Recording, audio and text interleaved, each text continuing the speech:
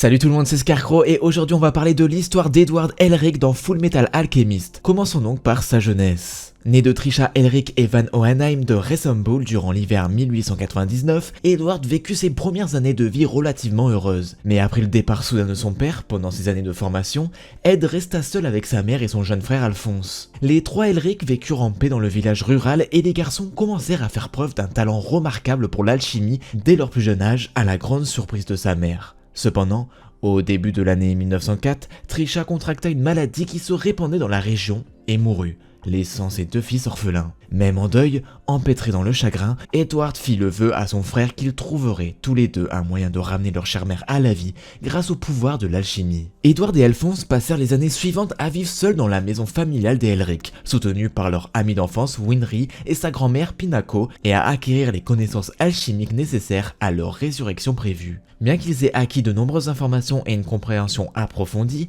il devint bientôt évident pour les jeunes prodiges qu'ils ne pouvaient aller que jusqu'à un certain point en étant autodidactes. Par un coup de chance, Ressemble reçut la visite d'une alchimiste exceptionnellement douée nommée Izumi Curtis qui, après quelques persuasions, accepta de prendre les frères Elric comme apprentis, à condition qu'ils réussissent un test préliminaire. Elle amena les garçons sur l'île de Yok près de la ville de Dublis, dans la région sud, où elle les informa qu'ils devaient suivre pendant un mois entier sans alchimie. Si à la fin de leur épreuve, ils pouvaient expliquer correctement le concept de 1 et tout est 1, ils commenceraient leur formation sous son aile. Pendant leur séjour, les frères Elric découvrirent l'autonomie et gagnèrent de nouvelles capacités et connaissances nécessaires pour vivre dans le monde par leurs propres moyens, en devant chercher et chasser pour se nourrir et en repoussant les attaques périodiques de Mason, un employé de la boucherie des Curtis qui s'était déguisé en homme sauvage masqué à la demande d'Izumi. Réalisant qu'en tant qu'humain, il n'est qu'une petite partie du monde et de l'univers dans son ensemble, mais que le monde de l'univers ne peuvent exister sans un collectif de petites parties, c'est Edward qui répondit correctement à l'énigme d'Izumi. Pendant les 5 mois suivants, les frères Elric furent soumis à l'entraînement intensif d'Izumi en alchimie et en arts martiaux, grandissant considérablement et acquérant de nombreuses connaissances alchimiques avant de retourner à Ressemble. Bien qu'ils aient été spécifiquement instruits par Izumi de comprendre que la mort est une partie irréversible du flux du monde et que l'acceptation de celle-ci est importante pour le concept, les garçons se sont plongés tête baissée dans leur plan pour ressusciter leur mère à leur retour à la maison. Ils décidèrent d'utiliser une technique dont ils avaient eu connaissance à l'étranger, une pratique interdite appelée la transmutation humaine. En concevant un cercle de transmutation, en rassemblant les ingrédients élémentaires pour un corps humain adulte et en offrant leur propre sang comme âme et données biologiques, les garçons ont secrètement initié la transmutation humaine dans leur maison. Malheureusement, la transmutation humaine a abouti à un rebond. Edward et Alphonse ont été entraînés dans la porte.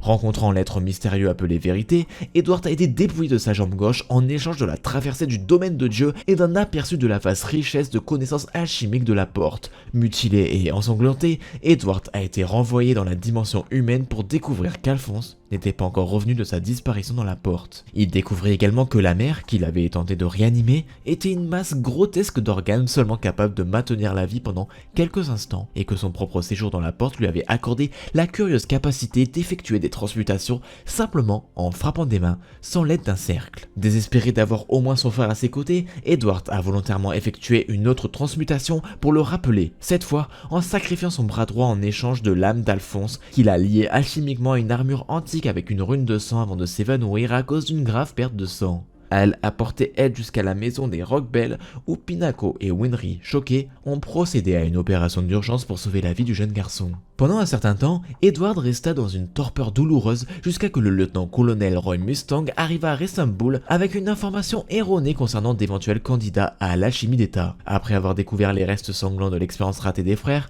Mustang confronta Edward à la maison des Rockbell et le persuada d'envisager de rejoindre le programme d'alchimie d'État comme moyen de peut-être restaurer ses membres et le corps de son frère un jour. Edward, poussé par la culpabilité de ce que son ambition avait fait à son petit frère, demanda à Pinako et Winry de lui fabriquer un bras et une jambe en auto-email afin qu'il puisse suivre Mustang.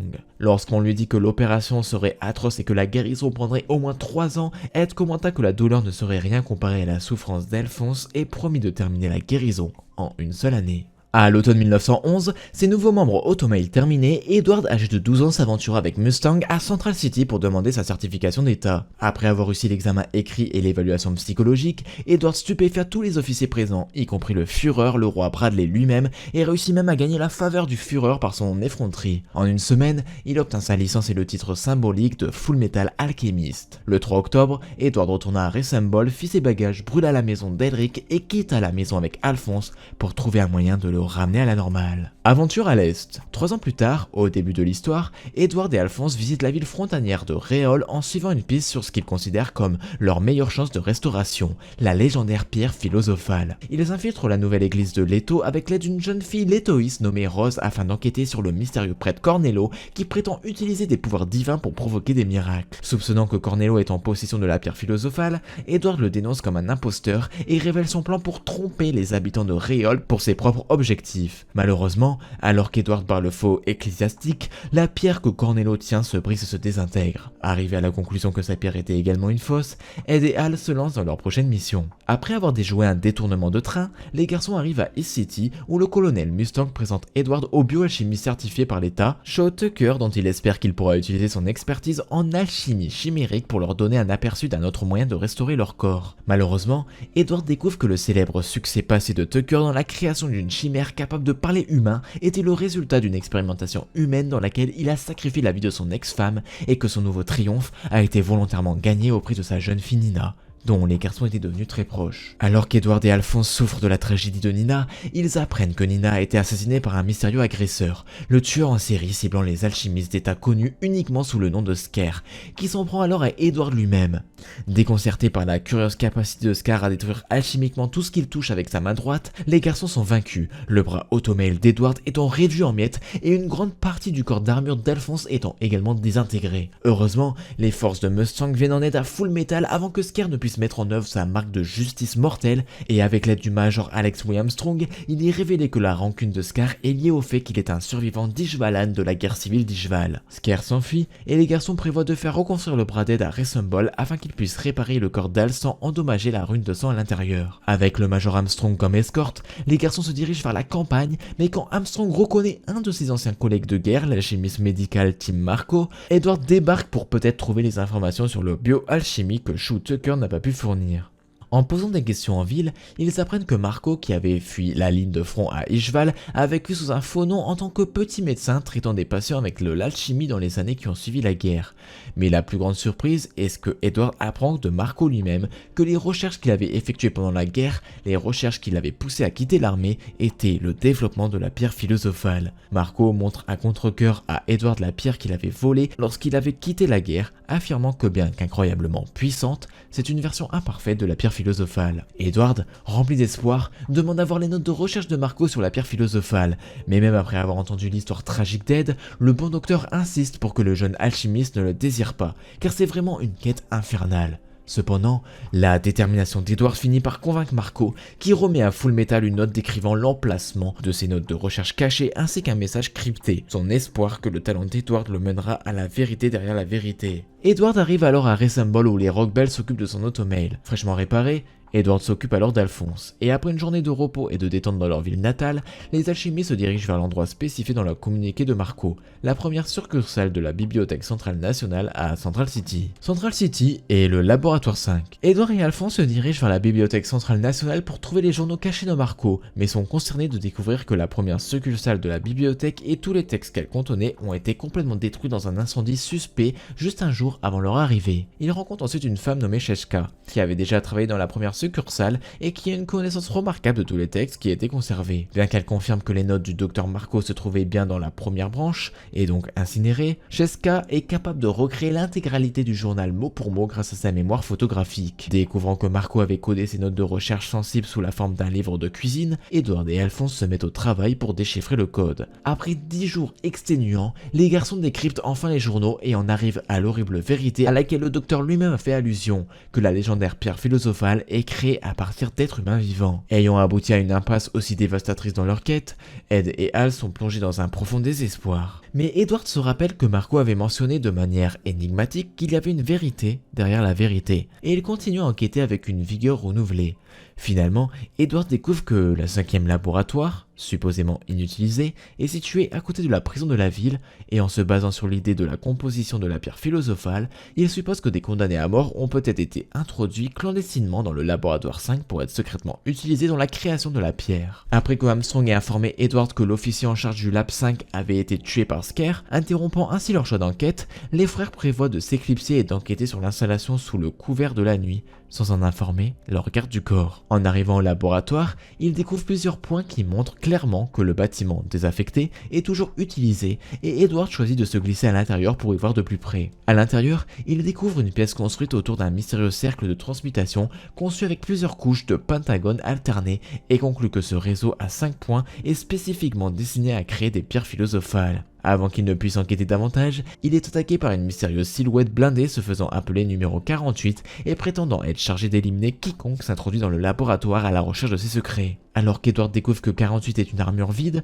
le garde explique qu'il avait été un tueur en série appelé Slicer dans sa vie passée avant que les scientifiques du Lab 5 ne le sortent du couloir de la mort pour effectuer des expériences sur son corps et son âme, confirmant l'hypothèse d'Ed. Cependant, Edward rencontre des problèmes lorsqu'il s'avère que le tueur en série connu sous le nom de Slicer était en fait une paire de frères meurtriers et que tous deux habitaient le corps de l'armure, donnant à son adversaire une polyvalence inattendue. Gravement blessé et acculé dans un coin, Edward évite de justesse la mort en adoptant le style d'alchimie de destruction de Scar, immobilisant ainsi numéro 48. Mais avant qu'il ne puisse interroger son ennemi vaincu, un nouveau couple mystérieux apparaît et détruit les frères Slicer pour les faire taire. Les nouveaux venus, une femme et un adolescent, tous deux marqués d'un symbole Ouroboros, font référence à Edward comme un précieux sacrifice humain.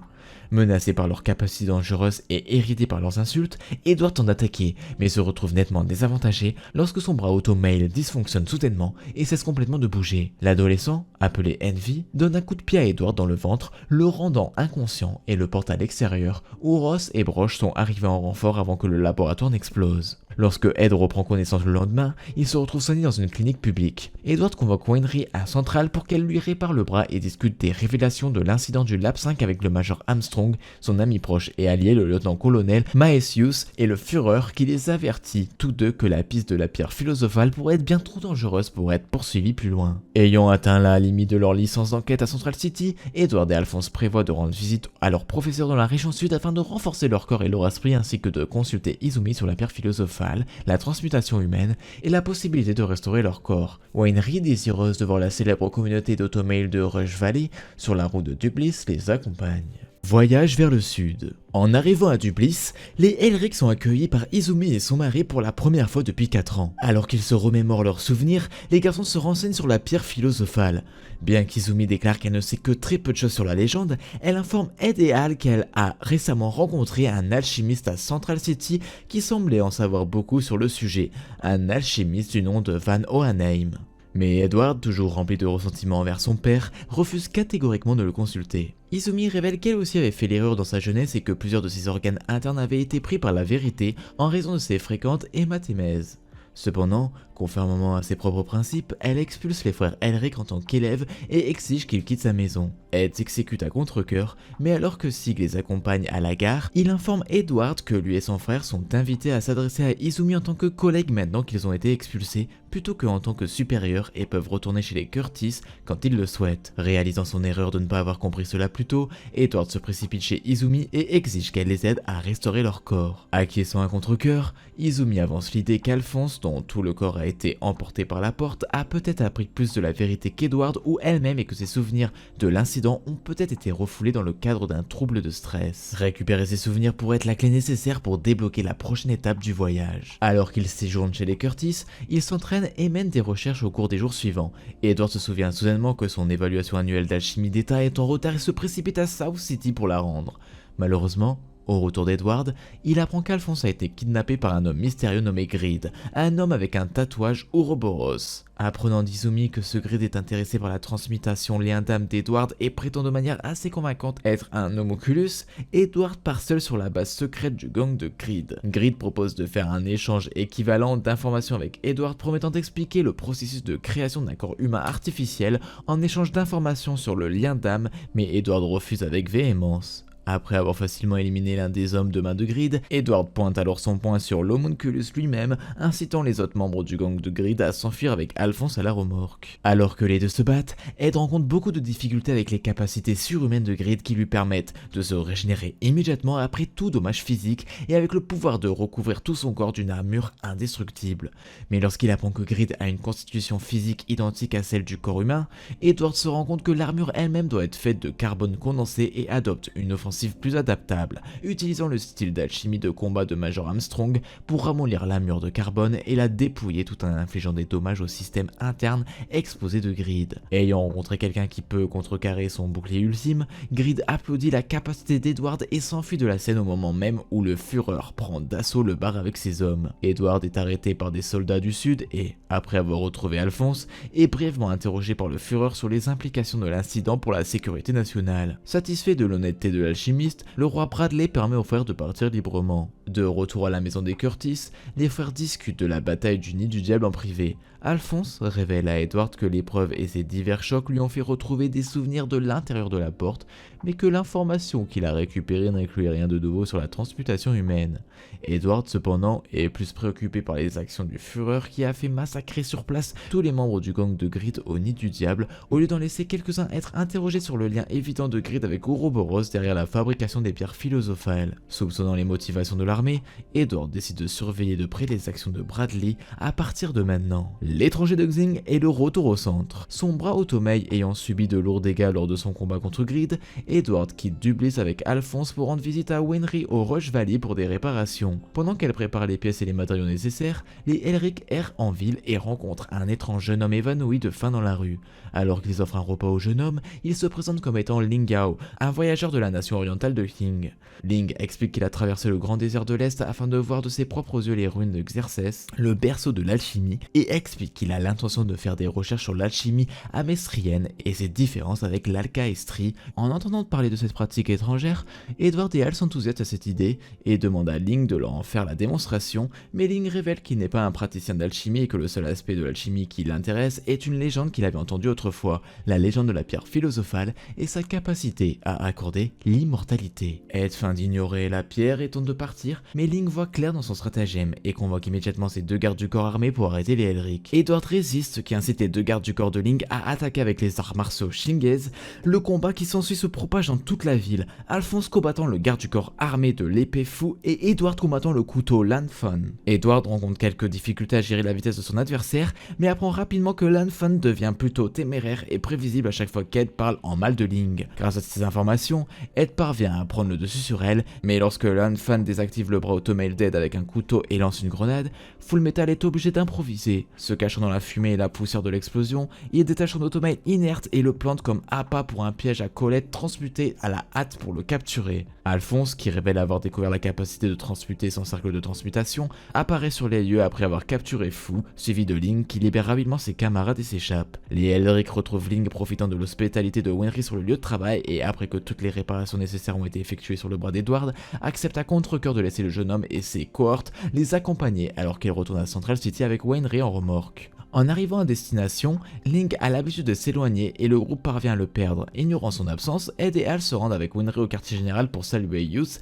et lui demander s'il a découvert quelque chose de nouveau concernant l'enquête sur ces porteurs d'Ouroboros qu'ils soupçonnent maintenant d'être des homunculus comme Grid. Ils sont choqués de rencontrer le lieutenant Hawkeye et le colonel Mustang au quartier général qui déclarent qu'ils ont tous deux récemment été transférés à la capitale. Mais quand Ed demande comment va Youth, Roy l'informe que Miles a pris sa retraite de l'armée et est parti à la campagne avec sa famille. Déçus, les Elric trouvent un logement dans un hôtel local géré par l'armée et tentent de poursuivre l'enquête par eux-mêmes, mais découvrent bientôt une horrible nouvelle dans le journal du soir. Leur ami, le sous-lieutenant Ross, a été reconnu coupable du meurtre de Youth, qui avait apparemment eu lieu un mois auparavant. Il se précipite pour confirmer l'information et tombe par hasard sur Ross elle-même, qui s'enfuit apparemment de prison en curieuse compagnie de Ling et de Barry, le garde en armure lié d'âme qu'Alphonse avait combattu pendant la mission au laboratoire 5. Pendant que Barry occupe les Elric, Ross s'échappe seul, mais lorsque le groupe observe une énorme explosion dans la direction où Maria se dirigeait, Ed passe et se précipite pour voir ce qui s'est passé. Il est mortifié de trouver le colonel Mustang debout au-dessus du corps du sous-lieutenant Ross,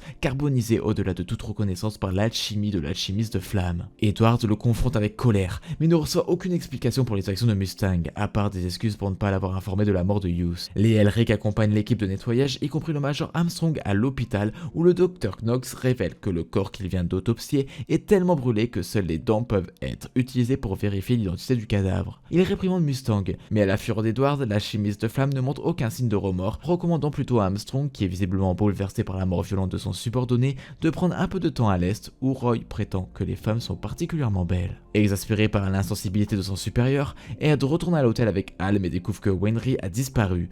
Ils en déduisent que Wainwright, ayant vu le rapport de la mort de Hughes, est parti en ville et leurs soupçons sont confirmés lorsque Gracia, la veuve de Miles, appelle et leur demande de venir chez elle et de récupérer leur ami. En arrivant chez les Hughes, Edward décide de mettre les choses au clair et explique à Gracia la situation concernant la mort de Miles, s'excusant abondamment d'avoir entraîné son défunt mari dans une situation aussi dangereuse. Bien qu'il soit préparé aux remontrances et aux reproches de Gracia, Ed est quelque peu surpris qu'Alphonse se joigne à ses excuses, déclarant que même s'il doit coûter la vie à d'autres personnes, il ne veut pas récupérer son corps humain. Mais ils sont tous deux surpris lorsque Gracia les exhorte à poursuivre leur objectif, leur disant que son mari voudrait qu'ils continuent et que leurs échecs rendraient la mort de Miles insignifiante. Cercle de Xerxes. Les deux alchimistes d'État se rendent à Ressemble peu de temps après, où Ed est surpris de voir le sous-lieutenant Breda les attendre. Passant sous les radars du gouvernement, Ed, Han, Armstrong et Breda voyagent à cheval à travers les sables chauds du grand désert pour atteindre les ruines de la capitale. Alors que le groupe se déplace dans les ruines, qui sont devenues un refuge pour les réfugiés et les voyageurs, Edward remarque une grande fresque murale représentant ce qui ressemble à un système de transmutation très familier.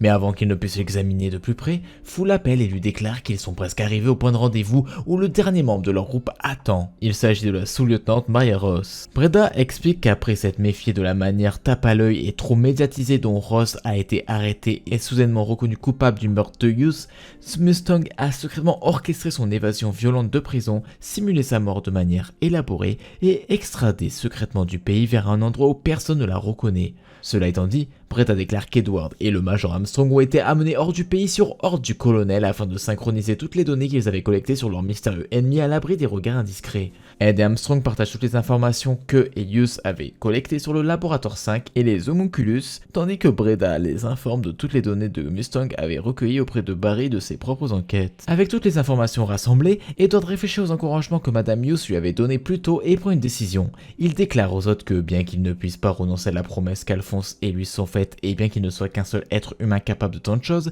il fera tout son possible pour s'assurer que personne d'autre ne devienne une victime de leur rédemption personnelle. Après que Ross soit parti avec Fou pour continuer leur long voyage à travers le désert jusqu'à Xing, Breda et Armstrong se préparent à se faufiler à Amestris via Ressemble. Cependant, Edward leur demande d'attendre pendant qu'il va réexaminer la mystérieuse fresque. Il remarque que le tableau contient plusieurs runes alchimiques archaïques telles que le dragon hermaphrodite à 2 têtes, ainsi que ce qui semble être des pentagones alternés avec 5 soleils et 5 lunes à leur sommet. Et bien qu'il reconnaisse la forme du tableau comme étant le cercle qu'il a découvert dans le laboratoire 5, les grandes sections manquantes du cercle l'empêchent de vraiment comprendre à quoi servait le cercle. Mais avant qu'il ne puisse regarder de plus près, Edward est attaqué par derrière.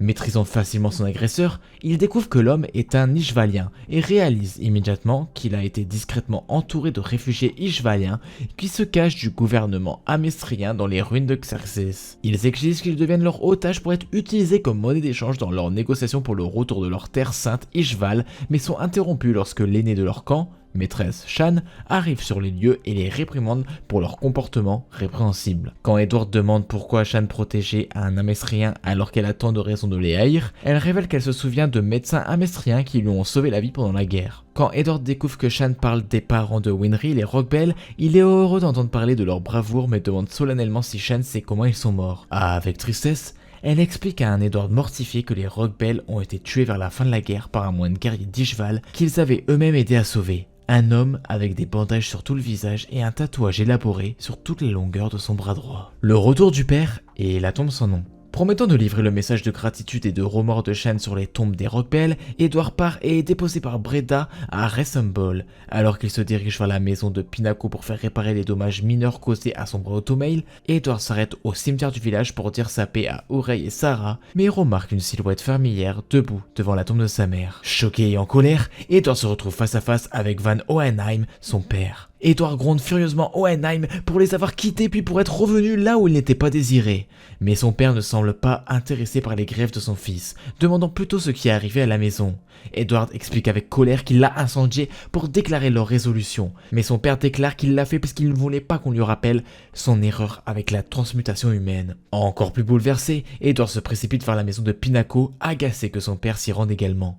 Cette nuit-là, Edward reste éveillé dans son lit, écoutant Pinako et Van discuter de la tragédie qui lui est arrivée à lui et à son frère, et est choqué lorsque Hohenheim suggère à Pinako que la créature que les garçons créent par la transmutation n'était pas du tout leur mère. Après le départ de son père le lendemain matin, Edward demande à Pinako de l'aider à déterrer le cadavre de la créature qu'il a transmutée afin de vérifier s'il s'agit bien de Trisha. Ce faisant, Pinako est en mesure de procéder à un examen qui conclut qu'aucun des traits du corps déformé n'a quelque chose en commun avec Trisha. Bien que ce fait perturbe Pinako, Edward voit une lueur d'espoir dans cette découverte. Si ramener des gens d'entre les morts est une impossibilité, alors quelque part à l'intérieur de la porte, le corps original d'Alphonse doit toujours être vivant.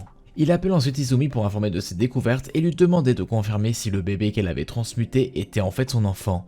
Avec ses nouvelles découvertes acquises et son bras réparé, elle se prépare à partir. Mais avant cela, Pinako lui demande de transmettre un message à Van qu'elle avait oublié de transmettre. Elle a dit à Edward que le dernier message de sa mère à son père était une excuse pour ne pas avoir pu tenir leur promesse et pour être décédé avant lui. En arrivant à Central, peu de temps après, Edward est choqué de découvrir que le corps d'Alphonse a été gravement endommagé au combat avec des gros morceaux manquants de son armure.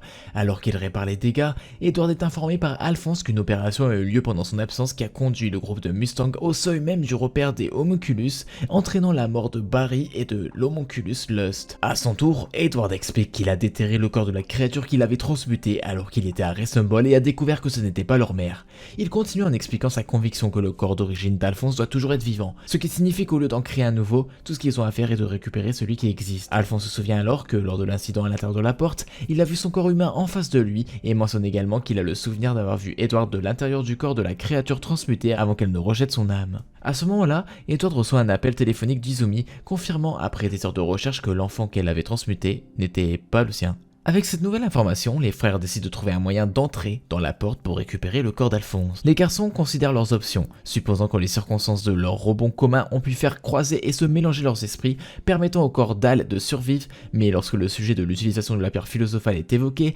Ed exprime son aversion à utiliser des vies humaines à des fins personnelles et pense au homunculus. Ayant besoin de plus d'informations, les garçons décident qu'ils auront besoin d'un moyen de parler directement avec un homunculus. Edward visite le laboratoire 3, où Al lui avait informé de l'entrée de la base souterraine des homunculus, mais découvre seulement que l'entrée a été silencieusement recouverte par l'alchimie.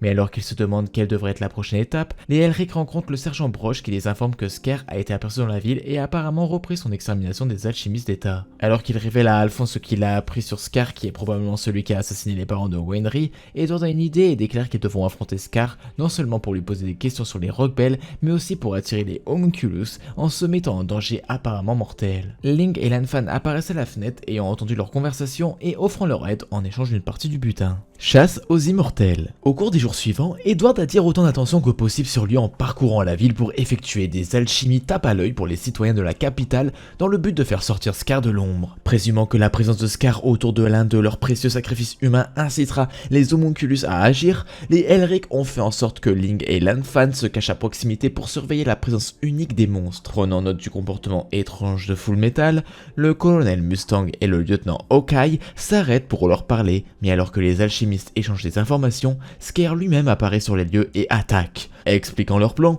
les garçons persuadent Hawkeye et Mustang de ne pas attaquer et les enrôlent dans le plan et leur demandent d'empêcher la police militaire d'interférer. Flamme et son adjudant s'échappent pendant que les Elric affrontent le meurtrier d'Ishvalan. Bien qu'ils aient fait équipe contre Scar avec la transmutation sans cercle, les Elric restent constamment en fuite face à l'alchimie de destruction potentiellement mortelle de Scar et tandis qu'Alphonse ordonne à certains de se tenir à distance, Edward se retrouve acculé. Dans sa pari hâtif, Edward adopte une fois de plus le style d'alchimie de son adversaire contre lui et les coups déconstructeurs des deux bras droits s'annulent mutuellement, laissant les deux alchimistes indemnes à l'exception de leurs manches droites respectives qui sont arrachées. Cependant, avec le bras de Scar exposé, Edward remarque un grand tatouage orné sur la peau de Scar et réalise que le tueur devant lui était celui qui avait pris la vie des parents de Wenry. La bataille continue alors que Scar continue de faire pression sur les Elric avec ses compétences mortelles, ce qui entraîne des dégâts importants dans la zone environnante et quelques blessés. Mais en attendant, les Elric se demandent pourquoi les homunculus ne sont pas encore montrés et Ling n'a pas signalé leur capture. meurt. Tentant d'empêcher Scar d'attaquer davantage afin qu'Ed puisse retrouver une partie de son endurance, Alphonse demande une fois de plus à Lich Valan comment il peut condamner l'alchimie comme un blasphème et ensuite se retourner pour l'utiliser lui-même comme justification pour un meurtre.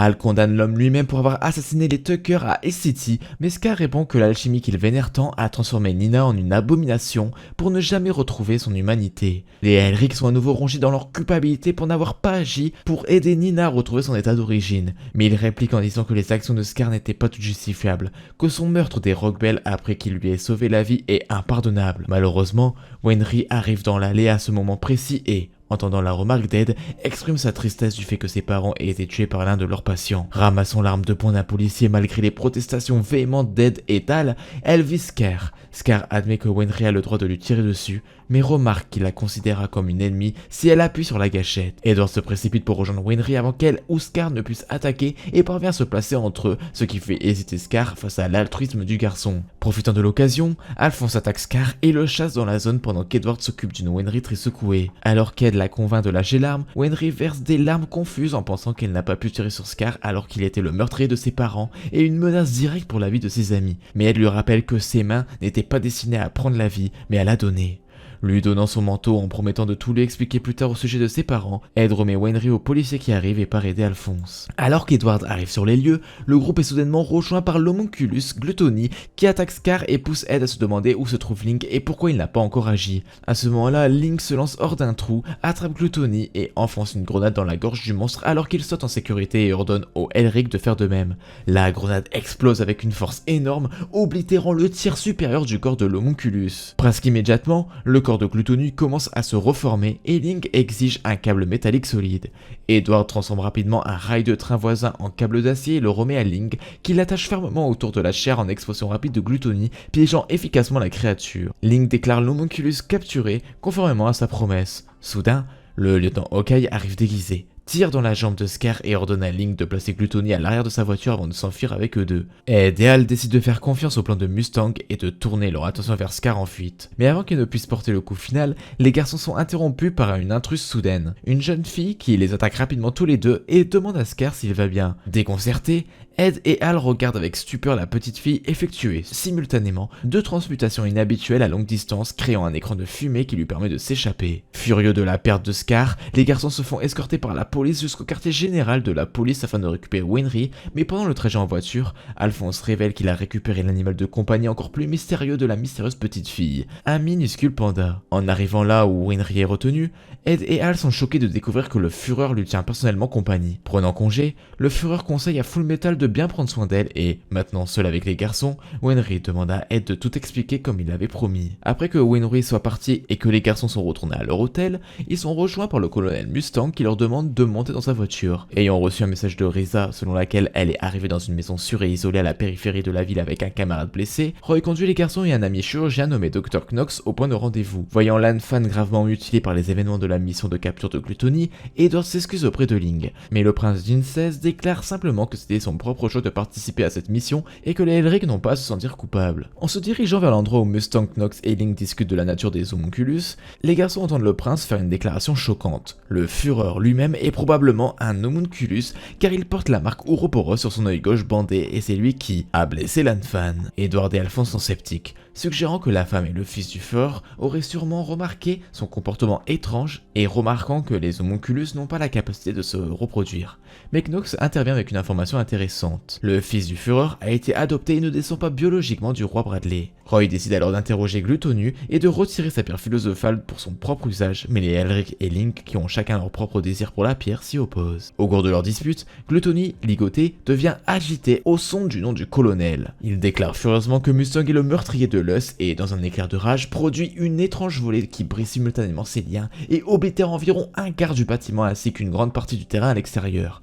Personne n'est blessé dans le coup, mais tout le monde est consterné de voir à quel point l'homunculus bienveillant et rond a été transformé par sa fureur, une gueule béante s'étendant maintenant jusqu'à son abdomen et bordée de dents en forme de côte. Le ventre de la bête. Alors que Gluttony lance une nouvelle attaque visant clairement Roy, Edward s'émerveille avec horreur du genre de monstruosité que l'alchimie peut créer. Mustang enfile son gant d'alchimie de flamme et déclare que l'homunculus doit être détruit ici avant qu'il les tue ou ne s'échappe avec leur identité. Mais bien que l'alchimiste de flamme engloutisse Gluttony dans un torrent de feu, le monstre aspire simplement les flammes dans son gosier, où elles disparaissent apparemment. Paniqués, Mustang et les Elric fuient vers la limite forestière voisine tandis que Gluttony les poursuit, engloutissant le sol. Ils se préparent d'abord pour affronter la bête, mais après qu'il devient évident que les blessures du colonel l'empêcheront d'échapper efficacement à Gluttony, Edward transmute un mannequin en terre de l'alchimiste de flamme tandis que le Elric et le lieutenant Hawkeye aident Roy à retourner à la voiture. Mais tandis que Risa charge Roy dans la voiture à côté d'elle où Ling et Knox ont placé l'Anfan, Edward, Alphonse et Ling choisissent de rester en arrière et d'obtenir plus d'informations de Gluttony. Ils remercient les adultes pour toute leur aide, mais leur rappellent que capturer Gluttony était leur plan et qu'ils doivent le mener à bien. Après que Ed et Ling ont convaincu Roy que son travail en ce moment devait être d'agir contre le roi Bradley, le lieutenant Hawkeye tend son pistolet à Edward et lui dit de l'utiliser s'il a besoin de protection. Alors que les autres foncent vers la ville, les Elric et Ling retournent dans la forêt où Gluttony se débat toujours à la recherche de Mustang. Malgré leur bravade précédente, les garçons se retrouvent recroquevillés par peur de l'homunculus, hurlant jusqu'à qu'il retourne à nouveau sa rage folle contre eux. À ce moment-là, le combat imminent est interrompu par un cheval noir qui apparaît sur la scène et ordonnant verbalement à Gluttony de se retirer, se transforme rapidement en Homunculus Envy. Après avoir été traité de petit nain par Envy à plusieurs reprises, Edward tente furieusement de se venger, mais est finalement retenu par son frère tandis qu'Envy se dirige vers Gluttony, rappelant à l'Homunculus toujours bouleversé qu'ils n'ont pas le droit de tuer le colonel Mustang.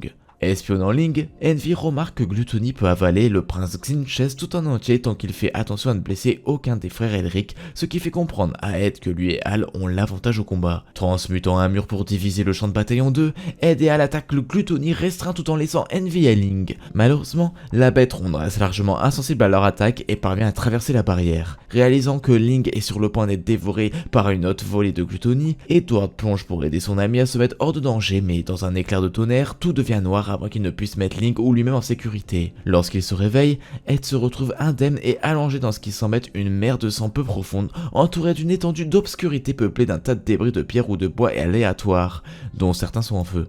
Déconcerté par son environnement, Edward erre dans l'obscurité, appelant son frère ou même Gluttony, mais est rapidement rejoint par Ling, qui émerge de l'obscurité avec une torche rudimentaire façonnée à partir d'un os humain trouvé. Ling explique qu'il avait atterri dans une obscurité totale qui semblait ne pas avoir de fin, mais qu'il est heureusement tombé sur une flamme nue qui était probablement un vestige de l'attaque inefficace de l'alchimiste de flamme sur Gluttony. En voyant des morceaux de la voiture du lieutenant Hawkeye et de la planque parmi les statues éparpillées et des colonnes de pierre brisées, Edward est forcé d'accepter que lui et Ling ont en effet été mangés par Gluttony, mais il ne peut pas croire que cette étendue massive puisse être un estomac. Heureusement, les deux trouvent la main coupée d'Alphonse peu de temps après, ce qui suggère que le reste du corps d'Al a réussi à éviter d'être dévoré. Mais incertain de quoi que ce soit d'autre, ils choisissent une direction et commencent à marcher. En chemin, ils rencontrent de plus en plus d'objets aléatoires comme des squelettes humains, des trains et des vieux bâtiments d'époques très différentes, mais rien ne se rapproche d'une sortie. Trouvant une estrade en pierre après des heures de recherche infructueuse d'une sorte de limite à cet endroit, les garçons décident de se reposer et Edward utilise la chimie pour faire bouillir le cuir de sa botte gauche en quelque chose à manger,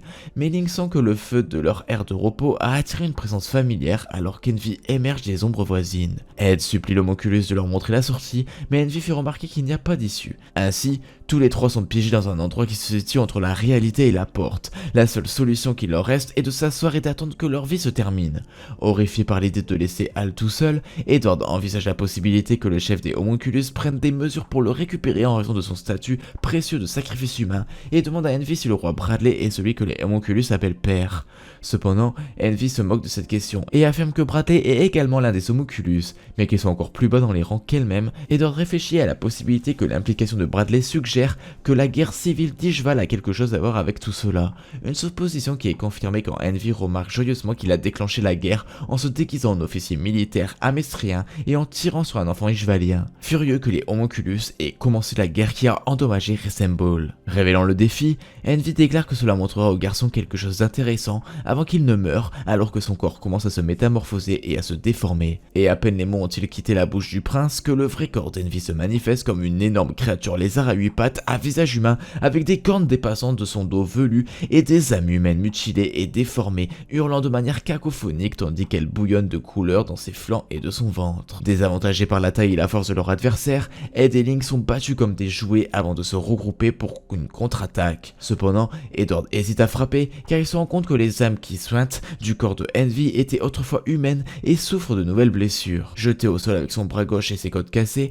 Ed regarde avec stupeur un morceau de fresque brisé et étrangement familier à côté de lui, tandis qu'Envy soulève Full Metal dans son énorme bouche avec l'intention de dévorer son corps. Toujours hébété, Ed aperçoit une pierre philosophale dans la gueule de la créature. Déconcerté par le fait qu'il n'a pas la force de l'atteindre, Ed commence à succomber au désespoir, mais est frappé par une réalisation bouleversante. Le morceau de fraise brisé à l'extérieur dans l'obscurité est l'une des parties manquantes de la fresque des ruines de Xerxes. En arrachant une des dents d'Envy, l'alchimiste ressuscité crie à ses compagnons de captivité qu'il a peut-être découvert un moyen pour eux d'échapper à ce vide. Une fois qu'Envy le laisse sortir, Ed examine plus en détail le morceau de fraise brisé et commence à arriver à une nouvelle conclusion. La raison pour laquelle toutes ces choses se trouvent dans l'estomac de Gluttony est que le homunculus tentait de cacher des preuves de leur action à Xerxes. Il demande à Envy de regarder autour de lui et de rassembler tous les autres morceaux brisés de la fraise de Xerxes qui existent dans le vide avec eux, et une fois qu'ils ont récupéré, l'examen d'Ed confirme une supposition antérieure.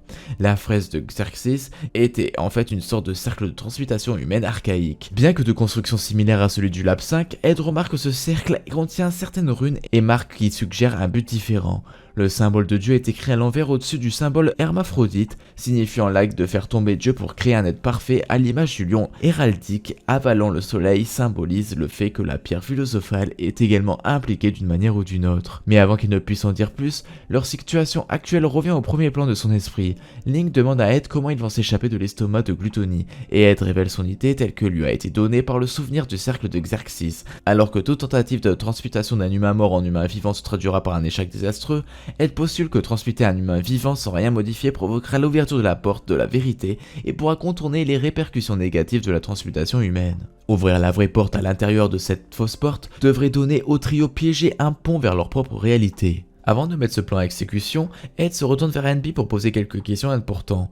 Relevant ses soupçons antérieurs concernant les fresques de Xerxes, Edward note que la disparition complète et totale de la civilisation relativement avancée du pays antique en une seule nuit ne laisse qu'une possibilité étant donné le fonctionnement de la fresque. Tout le peuple de Xerxes a été transformé en une seule et massive pierre philosophale par quelqu'un qui voulait devenir un être parfait et surpasser Dieu.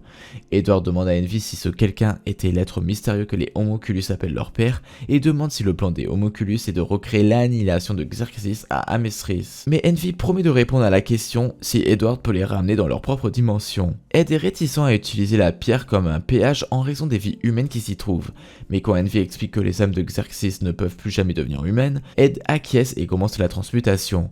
En utilisant la mer de sang qui les entoure, Full Metal conçoit et construit un nouveau cercle de transmutation humaine avec Envy et sa pierre au centre. Il demande à Link d'expliquer la tragédie imminente à tout le monde à Amesris si quelque chose devait lui arriver, mais Link refuse, déclarant qu'Ed devrait simplement survivre à l'épreuve et leur dire lui-même car lui aussi a des gens qui l'attendent dans le plan physique. En ouvrant la porte, alors que Link entre, Edward a une pensée triste pour les âmes xerxiennes qui sont condamnées avant d'être attirées par son esprit vers la porte qu'il avait vue. Mais lorsqu'ils arrivent à sa destination prévue, Edward est surpris de découvrir qu'il y a maintenant deux portes, et plus choqué encore, de voir un corps assis devant la nouvelle porte, le corps nu et émacié de son frère Alphonse. Elle se précipite vers le corps physique d'Al, mais est arrêtée par les membres sombres qui jaillissent soudainement de sa propre porte, le serrant et le tirant en arrière. Alors que le corps d'Alphonse se lève et lui fait face, Edward supplie son frère de prendre sa main et de revenir avec lui, mais le corps répond simplement qu'il est incapable de quitter cet endroit avec quelqu'un d'autre que sa propre âme. Avant qu'Edward ne soit ramené à travers la porte et vers sa propre réalité, il promet à Alphonse qu'il reviendra le chercher un jour et lui demande d'attendre. Quand Ed sort de la porte dans le ventre de Gluttony, traîné avec Envy et Link, il se retrouve dans une pièce caverneuse et faiblement éclairée où Alphonse, en armure, est ravi de revoir son frère. Mais alors qu'Edward réconforte Alphonse, une mystérieuse silhouette vêtue d'une robe blanche émerge de l'ombre, une silhouette qu'Edward reconnaît comme étant son père, Van Hohenheim. Lorsqu'il devient clair que l'homme en robe ne les reconnaît pas, Ed se rend compte que la silhouette devant eux n'est pas du tout leur père, malgré le visage partagé. L'homme distrait reconnaît cependant le nom et montre une joie déraisonnable en apprenant que celle qui partage son visage est non seulement toujours en vie, mais a donné naissance à une progéniture. Ed essaie d'éclaircir la situation, mais est ignoré lorsque l'homme en robe remarque la main manquante d'Alphonse. Avant qu'Elric ne puisse expliquer, l'homme mystérieux tend la main et transforme une nouvelle main pour Al à partir de rien, sans construire de cercle. Les garçons sont concernés par ce refus apparent des principes alchimiques, mais avant qu'ils ne puissent en comprendre le sens, l'homme en robe réalise des prouesses encore plus impossibles en réparant le bras et le côté cassé d'Ed sans même cligner des yeux. L'homme en robe remarque que les frères Elric sont des atouts vitaux et leur demande d'en prendre soin. Al suggère que Link soit également guéri, Mais le prince refuse, et il n'a pas besoin d'insister car l'homme étrange remarque qu'il n'a besoin que des deux alchimistes et ordonne à Gluttony de se débarrasser du sauvage. Edward se jette devant Ling expliquant qu'il est leur ami, mais comme l'homme répond qu'il s'en fiche, Alphonse révèle un nouveau fait, que cet étrange homme en robe devant eux est celui que les homonculus appellent père. Ling déclare que l'attitude de cet homme envers la vie humaine prouve qu'il est le chef ennemi et réprimande les homonculus pour avoir méprisé les humains comme des imbéciles. Cependant, le père répond qu'il ne considère pas les humains comme des imbéciles parce que leur existence est si inférieure à la sienne qu'il serait absurde de leur accorder leur moindre considération. Après avoir hésité à attaquer l'homme qui venait de les guérir, cette déclaration aide Edward à se décider alors qu'il dirige une attaque alchimique contre le chef, déclarant qu'il est la racine de tous les conflits et du mal récent. Alphonse et Ling se joignent à eux, mais leurs attaques sont contrecarrées par la capacité du père à transmuter sans même bouger d'un cheveu. En peu de temps, père prétend qu'il est las de leur lutte et, en tapant du pied sur le sol, désactive complètement la capacité de transmutation d'Ed et Al. Les garçons sont horrifiés par leur manque soudain et inexplicable de pouvoirs alchimiques qui sont rapidement maîtrisés par Envy tandis que Gluttony cloue Ling au sol. Les Elric tentent en vain de transmuter et Ed demande à Envy d'expliquer ce qui se passe avec leur alchimie,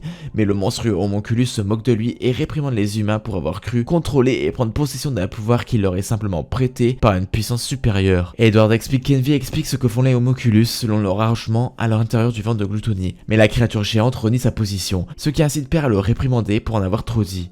Pendant ce temps, Père réprimande Gluttony pour avoir permis à ces humains d'entrer dans leur sanctuaire, mais note que Ling, prosterné, a une force et une endurance remarquables pour l'un de ses congénères et fait remarquer qu'une telle ressource ne devrait pas être gaspillée. Le chef des homonculus déclare que Ling ferait un bon pion et ajoute que la position de l'homonculus Grid est actuellement vacante alors qu'il touche un doigt sur son propre front où, un instant plus tard, un œil vertical s'ouvre au milieu des rides de l'homme et commence à sécréter un fluide visqueux rouge brillant, un fluide que les deux Elric reconnaissent comme la pierre philosophale. Envy répond que le père prévoit de mettre directement la pierre dans le sang du prince dans l'espoir de créer un homonculus basé sur l'humain. Les âmes de la pierre attaqueront l'âme de Ling et ravageront son corps sans pitié, mais si le garçon survit, il recevra un pouvoir immense. Horrifiés, Ed et Al luttent désespérément pour atteindre Ling, mais la force écrasante d'Envy les retient. Se souvenant qu'il a toujours l'arme de poing du lieutenant Hawkeye, Edward dégaine et vise Envy, exigeant qu'on le laisse partir. Mais Envy répond en plaçant les visages sanglotants de Xerxien dans la ligne de tir et se moquant de la capacité d'Ed à tirer sur un visage aussi pitoyable. Avant que Ed ne puisse se décider, Ling prend la parole de l'autre côté, exigeant que les Elric n'interviennent pas. Il déclare qu'atteindre la pierre philosophale a été son objectif depuis le début, alors que le père verse la pierre dans l'une des plaies ouvertes du prince. Les Elric regardent mortifiés Ling se tordre et crier de douleur sous les effets de la pierre. Ling réaffirme qu'ils n'ont pas besoin d'arrêter le processus avant de s'effondrer au sol. Lorsqu'il se relève quelques instants plus tard, Ling a perdu connaissance. La cupidité est revenue à sa place. Cependant, lorsque Grid ne reconnaît plus les frères Elric, ni se souvient du nid du diable à Dublis, il devient évident que ce nouveau Grid dans le corps de Ling n'a aucun souvenir ou allégeance du Grid qu'il connaissait. Grid explique que Ling a donné son corps de son plein gré, mais avant qu'Edward ne puisse exprimer son incrédulité, le sanctuaire souterrain est soudainement envahi par un duo inattendu, l'homme balafré et la jeune fille qui était venue à son secours auparavant. Étonnamment, Scar et la petite fille font preuve d'une capacité de transmutation sans entrave, et dans la confusion de leur assaut soudain sur Gluttony et Envy, les Elric sont libérés, mais toujours impuissants. Espérant diriger davantage le chaos vers leur ennemi, Edward s'adresse à Scar, lui laissant échapper que l'intégralité de la guerre civile d'Ishval était un complot fabriqué par les homonculus. Enragé par cette révélation, la fureur de Scar se déchaîne et Edward saisit la chance de s'en prendre à Ling. Tout en luttant contre l'armure de caverne familière de Grid et l'insistance de l'homonculus sur le fait que le prince Xinches est parti depuis longtemps, Edward essaie à plusieurs reprises de faire passer son ami, lui rappelant le pays qu'il a laissé derrière lui. Mais ce n'est que lorsque Ed mentionne Lanfan qu'il voit un changement dans son comportement de son adversaire. Alors que Scar et la petite fille semblaient s'échapper, Ed et Al ont été capturés respectivement par Grid et Envy. Alors que Père ordonne à Envy d'amener les Elric parler avec l'homonculus Phrase, Al déplore la perte apparente de conscience de Ling. Cependant, Edward rassure son frère en lui disant que Ling est toujours en vie et en bonne santé. Envy conduit les Elric à la surface jusqu'au commandement central, où Ed nettoie tout le sang de la salle de douche tout en racontant son aventure dans l'estomac de Gluttony et l'apporte à Alphonse. Al est surpris d'apprendre l'existence de son corps physique, mais révèle également quelque chose à Edward. Blessé par Gluttony et incapable d'échapper seul à la réaction de bataille, la petite alchimiste se cache dans son corps en armure. Les garçons sont ensuite conduits par Envy dans une pièce où Phrase attend pour leur parler et sont choqués de découvrir le Führer Bradley à l'intérieur. Plus choquante encore est la présence du colonel Mustang lorsque Ed demande ce qui se passe. Mustang explique que chacun de ses subordonnés a été dispersé dans différentes zones par décret exécutif et que le lieutenant Hawkeye a été promu assistant du Führer, faisant savoir subtilement à Full Metal que Bradley les a effectivement pris en otage pour maintenir le colonel dans le droit chemin, et poursuit en disant que la conspiration qu'il poursuivait n'impliquait pas seulement une partie du haut commandement, mais plutôt que tous les niveaux supérieurs du gouvernement étaient l'ennemi.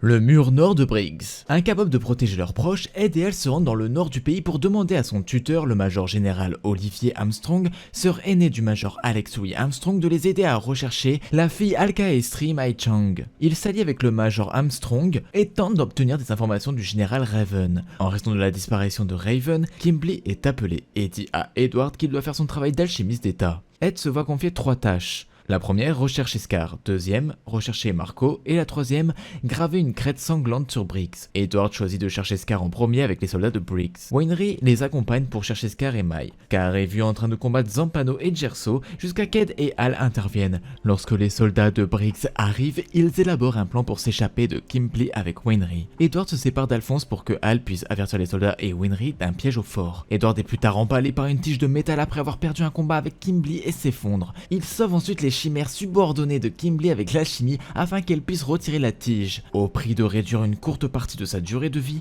il guérit la blessure en utilisant son énergie vitale qui met son corps hors de danger immédiat. Mais il est toujours en assez mauvais état, nécessitant un véritable traitement médical. Darius et Enkyle l'amènent chez un médecin à North City pour qu'il récupère. Le temps qu'Ed soit complètement rétabli, ils doivent fuir à nouveau lorsque l'armée les rattrape. Darius doit retirer de l'argent du compte bancaire d'Ed pour payer le médecin pour ses services pour le faire taire. Lorsque Grid s'enfuit, il rencontre Edward dans la planque de Mustang et Ed lui propose de rejoindre son groupe, ce à quoi Grid est d'accord. Le jour promis. Ed se rend ensuite plus tard à la maison Rockbell à Resemble, se cachant avec Grid et le reste de ses partisans. Peu de temps après, Winery informe Ed de l'endroit où se trouve Al et de ce qui se passe à Réole. Ed lui explique comment Ling est devenu Grid et pourquoi il se cachait dans sa maison. Ed, qui s'inquiète pour sa sécurité, lui demande de quitter le pays, mais elle refuse, voulant aider Ed de toutes les manières possibles. Ed décide de partir tandis que Winery reste à Resemble. Ed arrive à Kanama, où se trouve Hohenheim. Après une discussion sérieuse avec son père, Ed découvre qu'Al est possédé par Pride, qui les retrouve grâce à l'odorat de glutonie. Ed et sa compagnie prennent le dessus en premier car Ed a utilisé la transmutation pour faire exploser le système électrique. L'obscurité provoquée a permis à Enkyle d'attaquer un Pride sans défense tandis que le retour soudain de Lan Fan avec l'aide de Link a permis de s'occuper de glutonie. Cependant, le bruit du combat attire les villageois qui portent avec eux des lanternes de feu, là où se trouvaient Enkyle et Pride. La lumière des lanternes permet à Pride de projeter des ombres pour attaquer Enkyle et détruire les lanternes, ce qui fait un feu dans les bois. La lumière du feu suffit à Pride pour contre-attaquer avec des ombres. Guidé par Fu, Ed trouve et aide Enkyle afin que Pride ne le tue. Aussi grâce à Fu et ses hommes lumineuses, Ed récupère le corps blindé d'Al du contrôle de Pride. Néanmoins, voyant comment les choses se passent, Pride mange glutonie pour améliorer ses propres capacités et gagner plus de vie, ce qui lui donne l'avantage dans la bataille. Informé par Fu et Enkyle des événements, Al a imaginé un plan dans lequel Hohenheim était vital. C'est alors que Hohenheim est venu aider Ed, Grid et Lan Fan. Inquiet de la présence et du plan de Hohenheim, Pride oublie tout le monde et concentre son attention sur lui juste pour être attaqué par Al dans le dos, ce qui ne fonctionne pas. Amusé par le plan et la récupération de son otage, Pride se moque d'Al, ce qui fait que Hohenheim agit selon la véritable plan d'Al, enfermer Pride et Al dans un immense dôme terrestre où l'obscurité totale rend les pouvoirs de Pride inutiles. Bien qu'au début Ed était furieux contre Hohenheim pour avoir enfermé Al dans le dôme, après avoir appris que c'était l'idée d'Al, il parle avec son frère et se prépare pour le jour promis qui commence maintenant. Par la suite, Ed et les autres quittent Kanama pour se rendre à Central pour l'affrontement final dans le repère du père. Le gang de Mustang arrive à Central. Alors que Mustang et Hawkeye rencontrent Edward, les autres subordonnés envoient une transmission radio expliquant que les hauts gradés de l'armée sont corrompus, bien qu'ils le disent en termes crédibles et ne mentionnent pas les homonculus ou leur véritable intention. Mustang et tout le monde rencontrent ensuite Envy qui révèle de manière moqueuse qu'il est le tueur de Hughes, quelque chose que Mustang essaie de trouver depuis la mort de Hughes. Edward, Scar, Mai et la chimère se dirigent tous vers le père, laissant Hawkeye et Mustang combattre Envy. Envy, réalisant que Mustang pourrait facilement le tuer, tente de s'échapper. Mustang ordonne à Hawkeye de ne pas le suivre et part à sa poursuite, mais elle choisit de venir quand même. Envy se précipite à nouveau vers lui lorsque Mustang en colère continue de le brûler sans pitié et découvre que Hawkeye recherche Mustang. Envy se transforme en Mustang et essaie de tromper Hawkeye. Hawkeye comprend cependant que cela pourrait être Envy et trompe l'homonculus en disant que Mustang ne l'appelle jamais lieutenant mais Risa quand ils sont seuls. ensemble. Envy tombe dans son piège qui confirme qu'il s'agit bien d'Envy et non de Mustang. Elle parvient à le capturer en lui tirant dessus à plusieurs reprises pendant un petit moment, même avec sa blessure, mais Envy parvient finalement à prendre le dessus et la piège dans son bras allongé. Au moment où il est sur le point de la tuer, Mustang le fait exploser par une entrée latérale et prévient Envy que Risa est l'une de ses plus chères subordonnées. Il brûle Envy une dernière fois, ce qui fait que l'homonculus revient à sa vilaine forme parasitaire d'avant. Il n'est qu'à une étincelle de tuer Envy lorsque Hawkeye, bien que blessé, se lève étonnamment et lui met son arme sur la tête. Elle refuse de poser son arme et essaie de persuader Mustang d'arrêter. Mustang lui crie dessus, entrant dans un accès de rage et refusant d'abandonner sa vengeance. Ed et Scar arrivent peu de temps après et Ed utilise son alchimie pour attraper Envy afin de l'arrêter tandis que Mustang exige alors que Ed lui rende pour qu'il puisse achever Envy. Quand Edward refuse, Roy menace de se brûler le bras. Edward accepte le défi, mais lui demande de se regarder lui-même en premier affirmant « Tu penses que tu peux diriger un pays en ressemblant à ça ?» Edward lui rappelle alors son objectif et le tempérament de Mustang s'apaise partiellement. Scar est partiellement d'accord avec Edward sur le fait que Roy ne pouvait pas diriger les autres comme il le fait maintenant, mais ne montre aucune opinion si Roy prend sa revanche sur Envy. Roy commence alors à crier à propos du temps qu'il a fallu pour arriver jusqu'ici et à quel point il est proche de tuer Envy pour Hughes. Risa lui répond qu'elle comprend, mais que ce qu'il fait en ce moment n'est en rien, mais satisfait simplement le besoin de vengeance de Mustang. Roy lui dit que si elle devait tirer, elle aurait dû tirer, puis lui demande ce qu'elle ferait s'il devait mourir. Elle répond qu'elle ne continuerait pas à vivre et qu'elle mourrait avec lui. Roy, toujours un peu agacé, fait un trou dans le mur. Finalement, quand il semble que sa colère s'est en grande partie apaisée, il commande qu'il ne peut pas la perdre non plus.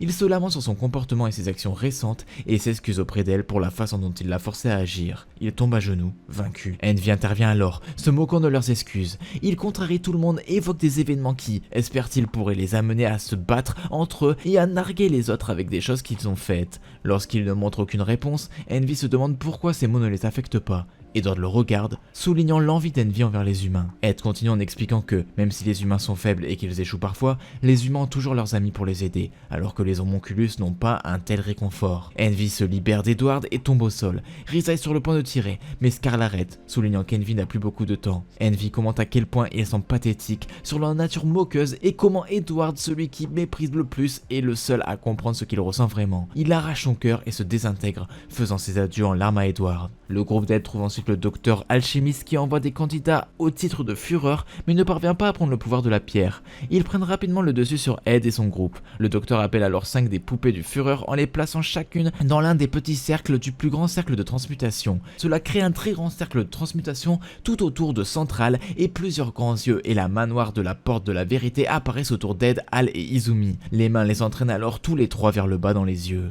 Ed, Hal et Izumi sont ensuite amenés chez le père qui a maîtrisé Hohenheim et a tenté de lui voler sa pierre philosophale. Père leur annonce alors qu'ils sont déjà morts. Alors qu'Ed essaie de réveiller Hal, qui était inconscient à ce moment-là, Mustang et Pride se téléportent soudainement dans le repère du père. Ed demande alors comment Mustang est entré dans le repère. Lorsque Roy lui dit qu'il est passé par la porte, en entendant cela, Ed commence immédiatement à chercher les parties du corps manquantes. Lorsque Mustang demande pourquoi toute la pièce est noire, Ed et les autres réalisent soudainement que Roy a en fait perdu la vue. Peu de temps après, Mai Chang s'introduit dans le repère et Hal reprend conscience. Alors que Mai engage le combat avec Père, Ed et Hal décident alors d'affronter Pride ensemble, heureux de pouvoir encore utiliser la chimie pour attaquer.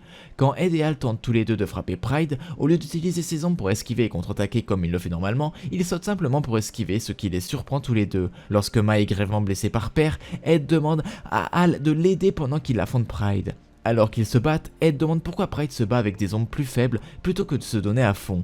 Pride lui dit de ne pas se méprendre car il a besoin de lui vivant pour remplir son rôle. Sachant que Pride ne le tuera pas, Ed se vante que si c'est comme ça, il le tuera ainsi que les autres sans problème. Mais Pride dit à Edward que, comme il combat des gens de grande taille, il n'a aucune idée de comment combattre quelqu'un de plus petit que lui, alors qu'il utilise ses ombres pour presque neutraliser Ed. Mais à sa grande surprise, Ed repousse les ombres de Pride avec son bras automail, s'approchant de près de la décapitation de Pride. Ed admet qu'il a combattu des adversaires plus grands que lui, ce qui signifie qu'il sait comment les personnes de petite taille se battent. Ed attrape Pride et lui donne un coup de tête sur la tête, ce qui désintègre la zone de l'œil droit de son visage. Le combat d'Edward avec Pride est décoté lorsque Père rassemble 5 sacrifices afin d'ouvrir la porte du monde afin qu'il puisse obtenir un pouvoir énorme. Mais Grid apparaît alors et coupe Père en disant « Le monde m'appartient », mais par surprise, Père est toujours en vie et a toujours l'intention d'ouvrir la porte. Après l'escarmouche, Ed, Hal, Izumi, Grid, Ling, Mai, Hohenheim et Roy sont vus vivants, Roy disant que c'est soudain le calme plat. En entendant cela, Ed regarde autour de lui pour voir si Père a transformé les habitants d'Amestris en pierre philosophale, ce que Père admet avoir fait. Il leur dit que pour contenir Dieu en lui-même, il fallait une énorme quantité d'énergie que les habitants de ce pays ont fournie. Maintenant, eux et Dieu résident en lui. Le combat final et les nouveaux départs. Père a recours alors à la création d'un soleil dans sa main pour les achever, mais ressent une soudaine traction dans son corps. Oenam explique à Père que les âmes d'Amestris ne lui appartiennent pas encore et qu'il a planté chacune des pierres dans le sol de la terre afin de commencer leur contre-attaque contre Père. Le cercle de transmutation nationale de renversement étant terminé, Ed, Al et Izumi et tous les autres ont finalement retrouvé leur alchimie, Ed proclamant que leur contre-attaque a maintenant commencé. Oenam encourage tout le monde à continuer à se battre car chaque petite fraction de la puissance de la pierre utilisée pour les combattre le pousse plus près du point de rupture, bien qu'il ne sache pas exactement combien cela va prendre. Mais alors que le reste du groupe poursuit Père vers le haut alors qu'il récolte plus de pierres, Pride retient Edward avec l'intention de voler son corps car son propre conteneur est sur le point d'être détruit. Ed demande pourquoi l'homonculus suit Père en premier lieu et Pride répond quel enfant n'écoute pas ce que les parents lui disent. Ed lui dit que Père ne se soucie pas de ce qui lui arrive.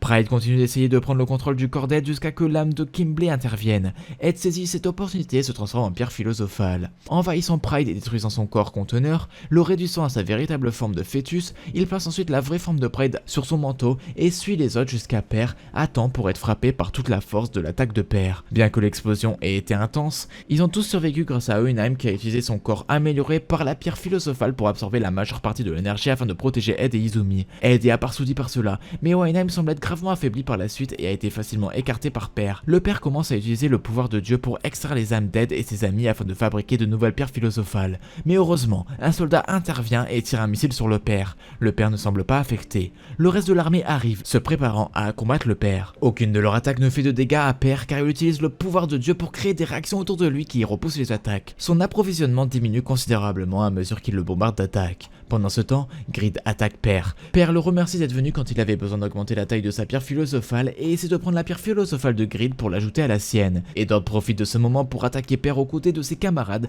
qui se défend, mais comme Père a utilisé trop sa pierre philosophale du cercle de transmutation inverse et pour se défendre, il ne peut plus contrôler Dieu et une vague d'énergie explose en lui. Son bras automate est complètement détruit par cette explosion et son bras gauche est empalé sur une main d'armature à proximité. Al réalise que puisque Ed a abandonné son bras pour ramener l'âme d'Al, il pourrait probablement inverser l'échange. À la grande surprise de tous, Al, avec l'aide de Mai, se rend pour restaurer le bras droit d'origine d'Ed. Ed, réalisant le retour de son bras droit, appelle Al idiot et commence un barrage furieux d'attaques qui affaiblissent considérablement Père, drainant considérablement sa réserve de pierre philosophale. Père essaie alors d'absorber la pierre philosophale de Grid et tandis que son corps est agressé de l'intérieur par Grid, Ed fait un trou dans la poitrine du Père, lui disant de retourner d'où il vient. Le Père est alors aspiré à l'intérieur de lui-même, rencontrant finalement sa fin aux mains de la vérité. Après la chute de Père, Ed tente de ramener Al. Ling lui offre la pierre philosophale bien qu'ils disent que son frère et lui-même ont convenu de ne pas utiliser la pierre. C'est alors que Oenheim propose d'utiliser sa dernière vie. Choqué, Ed demande pourquoi il ferait une telle chose. Oenheim répond en disant qu'il est leur père, en précisant que c'est en partie de sa faute si les frères ont tenté de ramener Trisha et s'excuse de les avoir quittés. Ed est touché alors qu'il verse des larmes. Il réprimande Oenheim pour avoir même dit cela, l'appelant finalement père. Il réfléchit à ce que tout le monde a fait pour eux et à l'espoir que tout le monde a pour eux de retrouver leur corps. Ayant pris sa décision, il dessine un cercle de transmutation humaine et fait son dernier acte d'alchimie en tant qu'alchimiste full metal. On le voit ensuite dans la porte de la vérité. Lorsqu'on lui demande quel est son sacrifice, il désigne la porte de la vérité en disant qu'il la sacrifiera.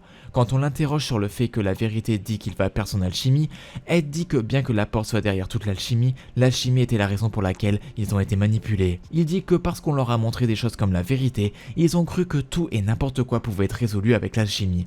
Il déclare ensuite que c'est faux, disant que ce n'était que de l'orgueil. Lorsqu'on lui demande s'il souhaite être dégradé en une personne ordinaire, Ed répond en disant qu'il a toujours été une personne ordinaire, évoquant l'exemple de son échec et de celui de son frère à sauver Nina. La vérité demande une dernière fois s'il est d'accord avec cela. Ed répond que même sans son alchimie, il a ses amis. La vérité sourit et dit qu'il a répondu correctement. Vérité déclare qu'il a été vaincu et que Ed doit tout prendre. Ensuite, on montre à Ed la porte arrière et il procède à la recherche d'Alphonse. Les deux frères retournent dans le monde vivant où ils sont accueillis avec un accueil formidable par leurs amis et leur famille. Plus tard, Edward et Alphonse rétablis rentrent chez eux à Racing où ils sont accueillis par Winry. 2 ans plus tard, Edward est montré essayant de s'habituer à sa nouvelle vie sans alchimie. Cependant, il décide quand même de l'étudier car il prévoit d'aller à l'ouest pour étudier l'alchimie pendant qu'Al se dirige vers l'est. Avant de partir, il est montré avec Winry qui lui rappelle de prendre soin de sa jambe automail. Alors que le train arrive, il parvient à avouer ses sentiments à Winry, en lui disant « C'est l'échange équivalent, je te donne la moitié de ma vie, alors tu me donnes la moitié de la tienne ».